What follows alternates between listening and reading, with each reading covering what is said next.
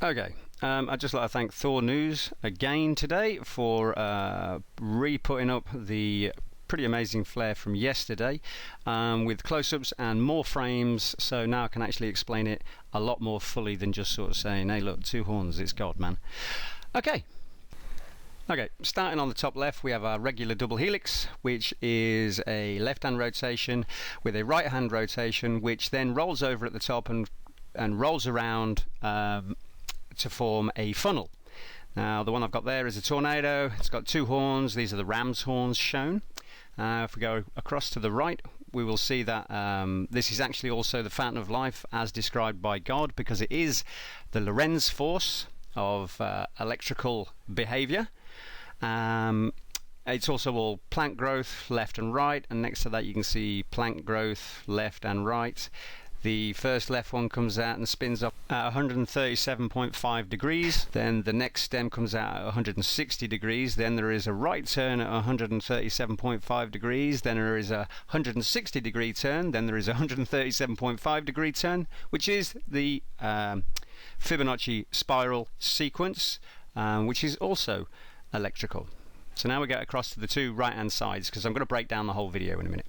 So now we have two horns, which is what you see on the video at the end, which is the Aleph of God. You can see I've got this or that. One is a bull's head or one is a round head. They're both the same thing.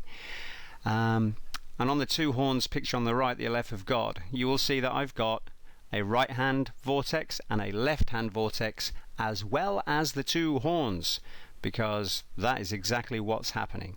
If we come down to the sun filaments on the bottom, on the left, I've already explained this on video, but basically you can see the two different pictures there on the sun's surface. That equals that.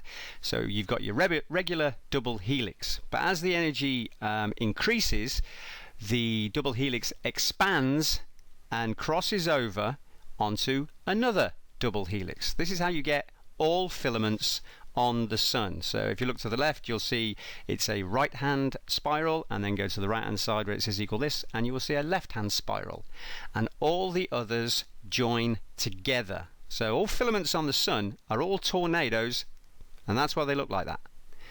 And then finally on the right hand side, we have our two horns, which is also a double helix. It stopped at the two horns, but if there had been more energy, as you can see I've just underlined it in pencil there, double helix would have rotated out of the sun. And if you want to check suspicious observers or any sun kind of videos for any X-flares or massive ejections, you will see them coming out as massive double helix arrangements. I'm not making this up. This is how it works, because that's exactly what the observable is, and energy moves matter. So that's the explanation of this paper. Then I'm going to break it down and show you step by step in about 7 pictures everything that's going on. So there's your regular double helix. Out of the left hand side is going to be an eruption. There's also another helix on the other side of that loop. As you can see, it's rotating. Then it bursts upwards because it's two separate double helixes into two horns, and then it starts to retract downwards. And that's it. That's how you get two horns coming from God's hand and two horns coming from the sun. It's an electromagnetic radiation burst of energy formed by two double helixes, which is two horns. And according to Habakkuk 3:4, God is as the light, and from his hand two horns protrude, and this is the hiding of his power. And just so you all know, every single religion should now listen to this. No other book in existence, except for the God of Abraham's Bible, has Habakkuk 3:4, which describes God's power, if you look at the original Hebrew, as two horns coming from his hand, and this is the hiding of his power. No other book has this scripture, which means all of the books are idol books. All of the gods are not real. And many can say, well, your God's not real. Yeah, he is. I'm explaining by energy travel and scripture. I'm absolutely correct. There is only one God, and it is the God of Abraham and Jacob and Isaiah and Elijah and me. This is my God's power, and no one else has that scripture describing God's power, where it's coming from, and I have explained it because God showed me how to.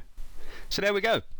God explained, solar explained, because God is energy. God is electricity, electromagnetism, magnetism, gamma rays, X-rays, delta waves, beta waves, water waves, you name it, all energy is coming from God. Thanks very much. My name's Lee, and I'm a Christian.